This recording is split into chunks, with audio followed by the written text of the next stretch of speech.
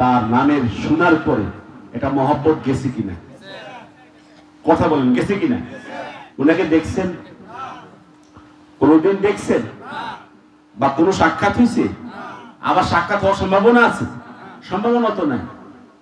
এই হাকিমুল উম্মত, এই নামটা তামাম পৃথিবীতে যে রাষ্ট্রে তার নামটা বলা হয়, তার নামটা উচ্চারণ করা হয়, যারা মুসলিম, যারা মুমিন, এই নামটা শোনা মাত্রই দিলের মধ্যে একটা মহব্বত, মায়া অটো সিস্টেমে কি হয়ে যায়? সৃষ্টি হয়ে যায়।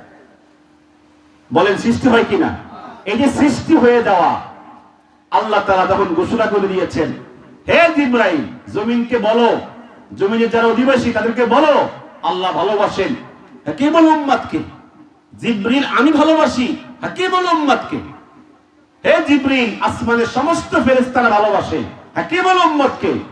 দুনিয়ার মানুষদেরকে ঘোষণা করে দাও তারাও যেন ভালোবাসে। রূহের জগৎ থেকে আমরা শুনে ফেলেছি। কথা কোন না? এই দুনিয়াতে আমরা এসে যত আহলুল্লাহ যারা, আল্লাহ ওয়ালা যারা, আল্লাহর ওলি যারা, তাদেরকে ভালোবাসতে আদেশ করেছেন কে? কথা বলেন না, কে করেছেন? এই কারণে কোন আল্লাহর ওলি এর নাম শোনা মাত্রই আমাদের দিলে অটো সিস্টেমে মহব্বত সৃষ্টি হয়ে যায়। আচ্ছা, একটা দৃষ্টান্ত দিলে বুঝবেন আপনারা। আজ থেকে বাংলাদেশে, এইটা কোন উপজেলা, আজ থেকে 20 বছর আগে কে এমপি ছিল আপনারা কি জানেন? কথা কর না। হয়তো কিছুক্ষণ চিন্তা করলে মাথায় আসবে অমুক এমপি ছিল। অমুক যে এমপি ছিল উনি চলে গেছে, মারা গেছে। আর বর্তমান যিনি এমপি আছেন, এখন তো আর এমপি নাই, বা যিনি বাইকে গেছেন। কথা কর। এই যে এমপি বলেন, মন্ত্রী বলেন, এদের প্রতি মানুষের ভালোবাসা আছে, আছে। যতক্ষণ আছে ততক্ষণ আছে। যতক্ষণ পলাইছে, যখন থেকে পলাইছে তখন থেকে শেষ। হাকিমুল উম্মত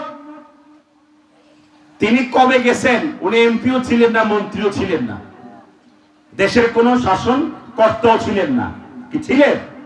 তাহলে তাকে ভালোবাসা, তার প্রতি মহব্বত আমাদের দিলে প্রবেশ করা কেবলমাত্র ওই আল্লাহর নির্দেশ যে হে দুনিয়ার অধিবাসীরা, তোমরা আমার বন্ধু, আমার ওলিকে ভালোবাসো। এই কারণে মুসলমানদের হৃদয়ে ওলির মহব্বত অটো সিস্টেমে প্রবেশ করে ফেলেছে।